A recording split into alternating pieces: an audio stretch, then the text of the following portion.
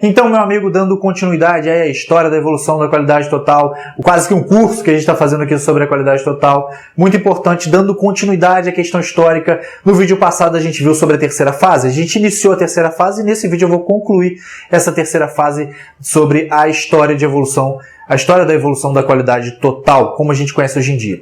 No vídeo passado a gente falou sobre a terceira fase, a gente vai continuar falando sobre a terceira fase. Só que lá eu falei sobre dois movimentos. O movimento, basicamente o movimento dos custos da qualidade, e eu falei também sobre o movimento encabeçado aí por Baum, que dizia que a qualidade total não será alcançada se o trabalho for feito de forma isolada. Ótimo. Agora, um outro movimento olha para isso tudo que está acontecendo, e encabeçado por um autor chamado Kurzweil, um autor muito reconhecido, muito renomado, um dos gurus da qualidade total, em 1961, dá aí mais uma chave importante, mais uma chave de ouro dentro da história da qualidade. Ele dá a sua contribuição e a contribuição realmente é altamente relevante e nos faz refletir sobre vários aspectos. Ele introduz a ideia do programa Zero Defeitos.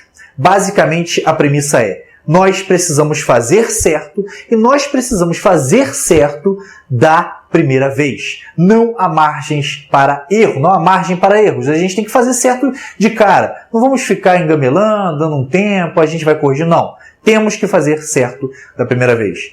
Desta maneira, nós seremos mais eficientes. Mas como que a gente vai fazer certo da primeira vez? A gente vai depender de alguém, né, para fazer certo da primeira vez, porque a gente trabalha em equipe, a gente tem colaboradores. Se só o departamento da qualidade ficar responsável por isso, vai ser difícil. E Kurzweil, ele une o útil ao agradável. Para fazer certo da primeira vez, para respeitar aí as premissas do programa Zero Defeito defendido pelo Kurzweil, nós vamos ter que realmente trabalhar em equipe. E aí o Kurzweil traz várias contribuições, várias coisas importantes que até agora ninguém tinha falado. Por exemplo, a ideia de treinamento. Nós precisamos treinar o nosso pessoal. O pessoal precisa vestir a camisa, não precisa? O trabalho não pode ser feito de modo isolado. Então a gente tem que realmente colocar a camisa da empresa nos funcionários. A gente precisa motivá-los.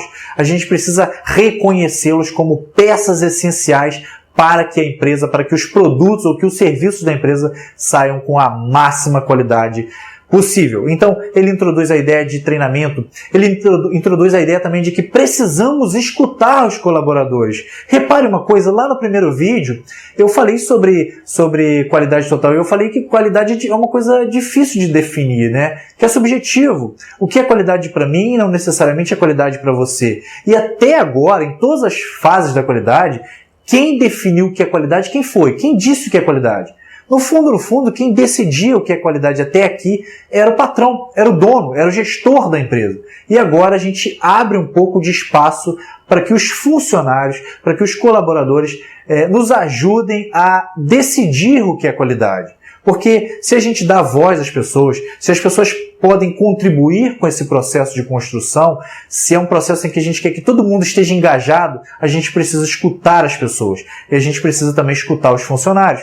Eles são peças essenciais desse processo. Eles não são somente engrenagens que repetem um movimento. Eles sabem exatamente onde, conhecem os gargalos da produção, onde a gente pode melhorar. Então, o Kurzweil basicamente sugere que a gente traga os colaboradores para perto, para que eles se sintam realmente parte integrante e peças de valor dentro da estrutura organizacional. Então, o movimento Zero Defeitos, o programa Zero Defeitos, é um movimento muito importante nesta terceira fase. Ainda dentro dessa terceira fase, a gente tem o último movimento, que é o movimento das técnicas de confiabilidade.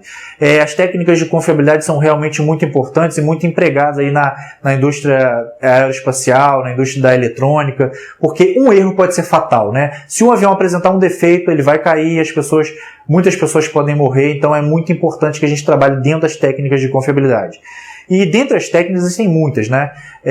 Uma delas, eu vou citar aqui, não é muito importante eu aprofundar muito no tema, mas uma delas é a redundância, a técnica da redundância. Ou seja, se uma peça falha, a gente tem uma peça sobressalente, o sistema simplesmente utiliza essa peça sobressalente. Dois exemplos possíveis aqui rápidos. O pneu da Ferrari, se eu não me engano, existe uma tecnologia em que você está dentro do carro, pilotando o seu carro, e se o seu carro fura o pneu, há uma tecnologia em que o pneu ele sozinho percebe uma queda de pressão dentro do ar comprimido ali no pneu e ele automaticamente inicia um processo de recuperação do pneu sem que você precise parar, para trocar o pneu. O pneu da Ferrari, por exemplo, ele sozinho fecha o furo, e ele automaticamente enche de novo e você continua dirigindo tranquilamente. O pneu é como se ele se autorregenerasse, né? Sem que você precise parar para trocá-lo. Outro exemplo de técnica de confiabilidade em redundância é o exemplo da bomba de combustível sobressalente. Eu não sei se você se lembra, mas o avião do Luciano Huck caiu, né? Com a família e tal. Não foi um acidente fatal, ninguém morreu. As pessoas ficaram feridas, mas ninguém morreu no acidente. E eu me lembro da entrevista que a imprensa fez com o piloto, né? Que conseguiu pousar aquele avião em condições extremas. E ele disse que foi um problema na bomba de combustível. E eu me lembro muito bem, não quero entrar nos aspectos do acidente em si, mas eu me lembro muito bem que ele falou o seguinte: a bomba de combustível deu defeito. E aí os motores pararam de funcionar. O que eu fiz? Acionei a bomba reserva. Ou seja, redundância. A gente tinha uma bomba, se essa bomba não funcionar, a gente aciona a segunda bomba de combustíveis. No caso lá do Luciano Huck, as duas bombas, tanto a principal quanto a sobressalente, apresentavam defeitos e aí o avião acabou caindo. Basicamente, a ideia é, nós precisamos ter peças sobressalentes, peças que, caso a peça principal não funcione, a gente vai ter alternativas aí para evitar uma tragédia. Por isso que são técnicas de confiabilidade, tá?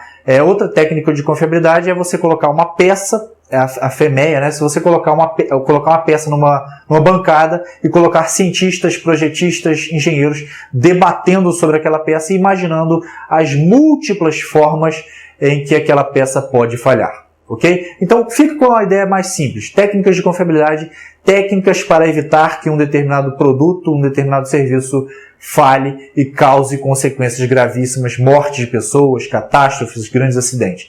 As técnicas de confiabilidade estão mais adequadas a esse tipo de produto ou serviço. Joia? Então, basicamente o que a gente viu nesse vídeo, já fechando aí a terceira fase. No próximo vídeo nós vamos para a quarta e última fase. Lembre-se de cross-buy, lá com o movimento zero defeitos. A gente precisa fazer certo e fazer certo da primeira vez. Não há margens para erros. E, basicamente, a ideia das técnicas de confiabilidade, a gente precisa sempre pensar nos modos pelos quais uma determinada coisa pode falhar e aí aplicar sempre alternativas para evitar que o pior aconteça.